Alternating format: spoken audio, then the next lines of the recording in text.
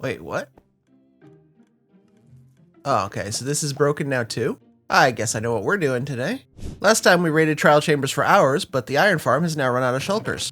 Yeah, that's a lot. And it looks like the overflow is, overflowing. Crafting blocks by hand? Yeah, that's ending today.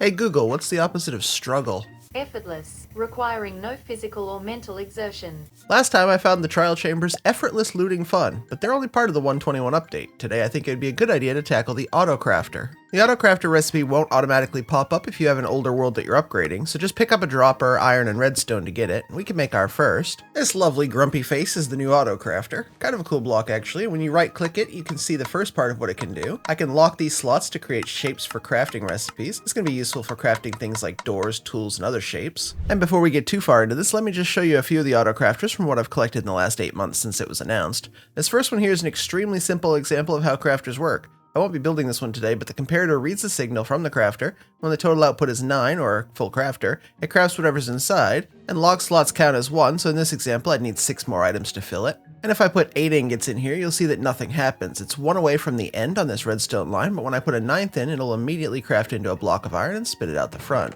One simple crafter I do want to do today is this 1, 2, or 3 slot crafter. And this is an option-based crafter that lets you choose to craft with 1, 2, or 3 slots without locking anything else. So if I put that single block of iron back in here, you'll see it'll craft ingots immediately. When I change the selector to 2 slots, inputting 1 iron ingot does nothing, it just sits there. When I add a second, that'll craft into heavy pressure plates.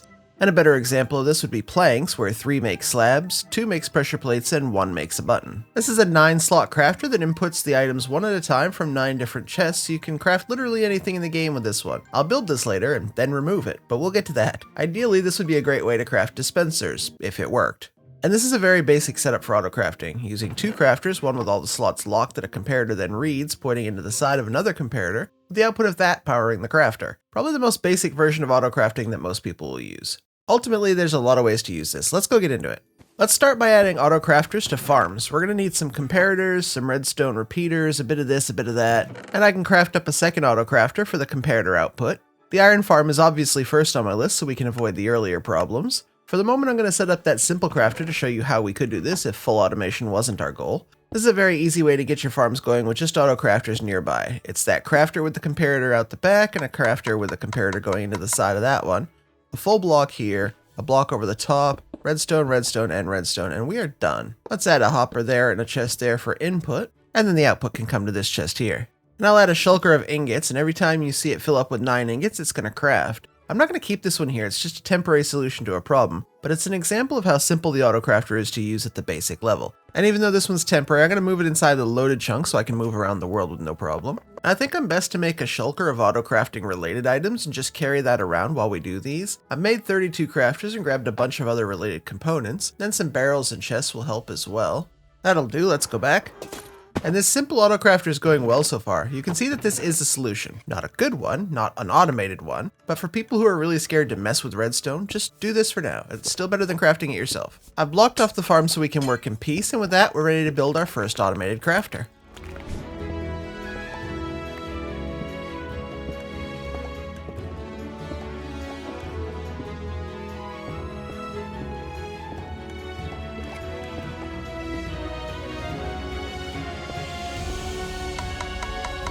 I added a double chest here so there's a bit of a buffer. I can add items manually if I want to input ingots like the 27 shulkers we had earlier on, or other iron. This is basically the same setup as the one below otherwise. And I'll show you this one working now at double the speed of the one below. This isn't sped up, this is the actual speed. That's the autocrafting for this. Let's do a quick shulker loader and call this one done.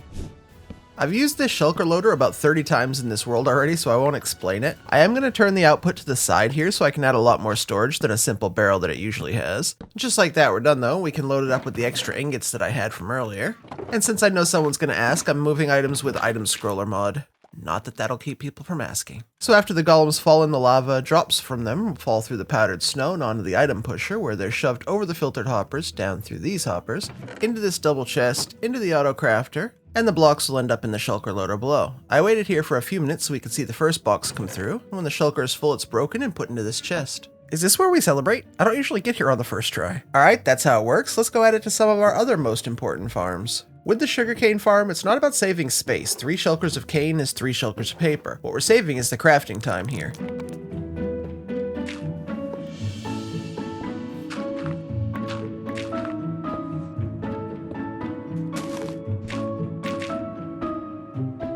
And there we go. That'll save us a bunch of time now.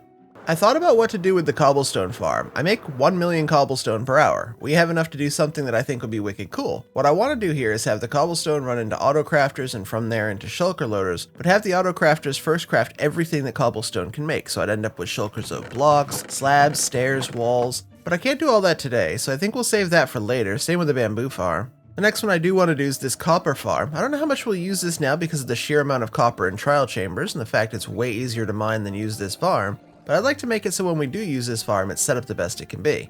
Let's skip the build. It's very much like the others with the same crafter the iron farm uses, just a 3-wide version here instead of 2. When copper enters the water stream, it'll be crafted into blocks as before. That was fairly painless and should save us some time. Let's go move on to the last of our small auto crafting projects. I want to work on the slime farm.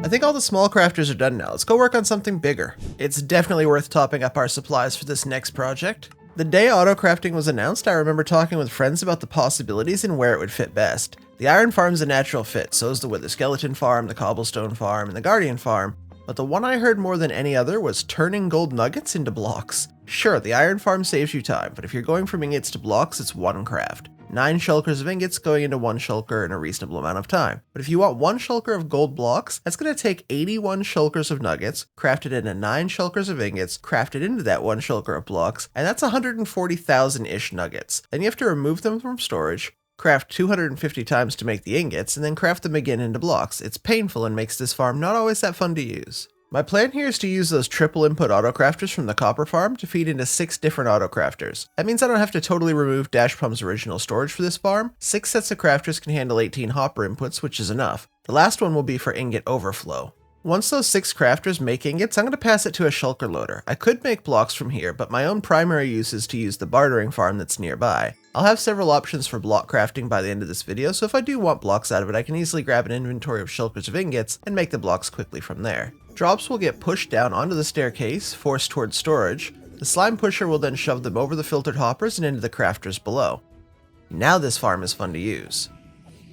After that, I quickly put this rocket crafter together in my main storage area. These rockets will go into a chest that I have access to on the other side, so I always have a supply handy now. With the autocrafter work coming along well, I decided to take a break and work on that background project that I mentioned last episode. I'm working on making a 528 by 528 block perimeter to hold a double witch farm and some surprises I haven't talked about yet. In order to do that, I needed to take down the old obsidian farm, since this won't work in 121 anyways. One of the many casualties of upgrading, I guess. I removed this so I could quickly re-add a version of the old massive chest system that we had here before. And I need to get a lot, and I mean a lot of sand for this perimeter project, so I'll need to turn on the duper I set up ages ago. Once that ran and I got sand, it was time to put it into action. I need to create a 4-wide outside and then a 4-wide inside wall all the way around the entire huge area. The walls will allow me to drain the water between it so the first of our 2 machines can run here. The first machine is called a trencher, and basically it does just that. It's going to make trenches on all 4 sides of the perimeter, and those trenches will go from the ground level all the way to bedrock. In order for them not to get stuck and run into issues, I need to drain these top bits. Fun times for me that I had to place this over the ocean, right? Then I use this piston pusher to get started. This is the easiest little redstone contraption. All it does is push sand in a straight line and create a wall out of that. I had to remove all of the kelp below so when sand falls on it doesn't instantly break, but that's not too much work. I did swap to Tweakaroo's face placement after a while as I found that was better and a little bit faster. Placing 4 walls of sand, however, took me hours. I occasionally fought drowns with tridents, including that one that dropped me his. I also cleared trees along the parts of the area that were not in the ocean.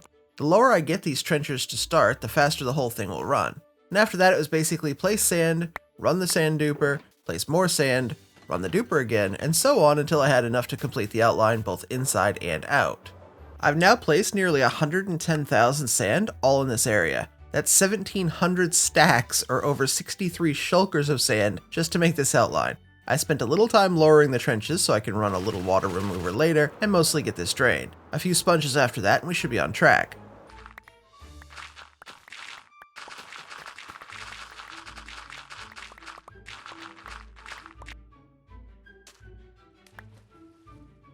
How long was I away? Well, long enough to get over 4 shulkers of iron blocks. That's a lot of iron. So that was our perimeter progress for the week. I'll upload some of the footage to the Long Place channel just so you can see it if you want. This should be our last roundup without replay mod as well, as it just came out. Now let's get to today's build. Ah, replay mod, how we've missed you in the weeks you weren't out. This area is going to be for a new addition to our city, the crafting house. For hundreds of years around the 12th century in feudal Japan, guilds, called za, monopolized the production, transportation, and sale of specific merchandise, services, and trades. Over 80 of these guilds were organized by the mid-1300s, including blacksmiths, carpenters, musicians, dancers, and in our world at least, those who specialized in the production and refinement of goods via machinery. And this area here will be for the build. This is a very large build for these guild houses, but I need to fit all the crafters I want inside, so it had to be a fairly good size. I'll put the front door here.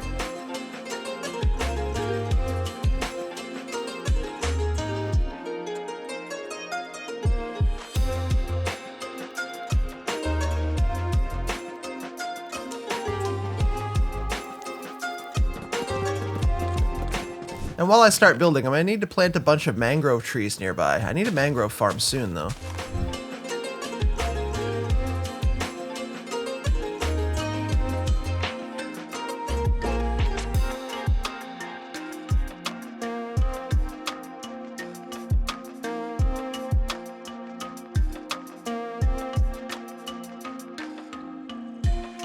Alright, that's looking pretty decent to start. There's still a bit of terraforming work here, but I want to get started inside the house on the autocrafting setups. My plan is to put a couple machines on this side of the main room here, and then a couple more over on this side, and then upstairs I'll put that 9-wide craft anything machine as a fallback when we need harder to craft recipes. First of all, let's add a lever to these two out front.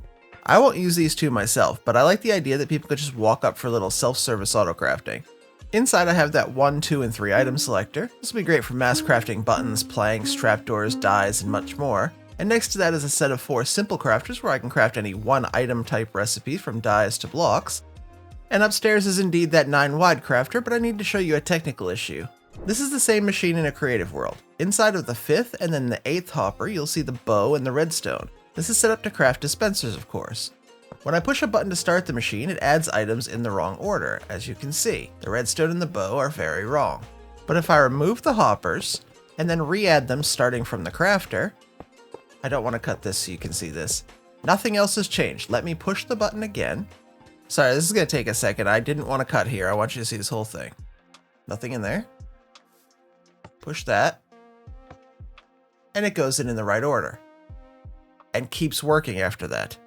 So that's all good, right? Everything's working, it's fixed. No. Let's close the game, reopen the game, and it's broken again. Weird, but it has a name. It's called hopper hashing, and this is a bit silly. So hoppers are random, and hopper transfer order is random. I can't even report this as a bug because this is just the way it works. I don't even know anymore. So yeah, that machine will never work as intended. I have a few ideas for fixes, but we're going to just fix it when we want to use it, for now at least. This is a 3-item recipe machine. It's great for things like end crystals and auto turns itself off when one of the hoppers below is empty, so it's great for bulk. And this one is just a speed crafter. It ticks very quickly, so it's great for what we're calling uncrafting, or making ingots out of blocks, dyes out of flowers, planks out of logs, etc.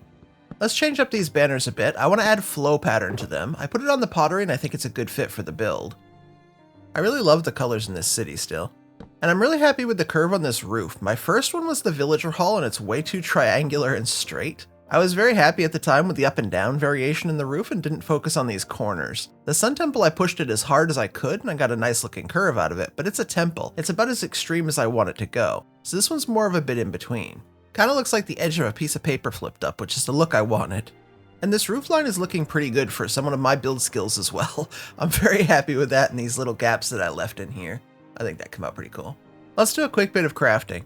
I'm only doing some small tests here, but I wanted to make droppers, iron blocks, craft some flowers into dyes, make up some end crystals, and just show a bit of how all this works. When I get this done, we have just one more thing to do. I improved all of the crafters as I went through, just adding some storage, input chests, and a few tweaks. Then I set up the 1, 2, 3 crafter to turn some flowers into dye before doing the same on the fast crafter. End crystals were easy to set up, and then the first round of iron blocks were finished as well. Having all this new infrastructure will certainly make the city building even more productive. You ever have that one friend who just comes through all the time? So I was done with this episode and complaining to my friend Comview about how the 9-wide crafter was breaking, and he decided to whip up a new and better universal crafter for us. Just like that. He was done so quickly that I put the next episode on hold to come back here and get this done for you, and now we can end this episode on a high note. One sec. So essentially when I flip this lever, the observer will come down and power the repeaters behind it. They will power each of the droppers in turn, which will send the items into the water stream in order, and into this crafter here, which puts finished items into this double chest. The full crafter then sends the signal through this block, into the comparator, and over this redstone line back to the block that powers the crafter, and then it crafts the item. At the same time, when this redstone gets powered, the observer notes that, powers the rails, which powers the top observer and makes the whole thing start again. I'm going to add powder snow under each dropper, and then after grabbing a shulker of all the required materials for dispensers, I can unload into the double chest below, and the bows are obviously the hardest thing to get for the dispensers, so I'm just going to manually craft those for now, but we can set up a bow crafter later up here. And I've let this run for a bit to test it, and now I can show you a working 9-slot universal crafter. So please go give Conview a follow on YouTube to encourage him to post more of his work maybe. He definitely deserves it. That's it for today. We added autocrafters to a bunch of farms, built a guild house for even more, and eventually built a universal crafting system for every item in the game. Like, subscribe, and I'll see you next time. Goodbye!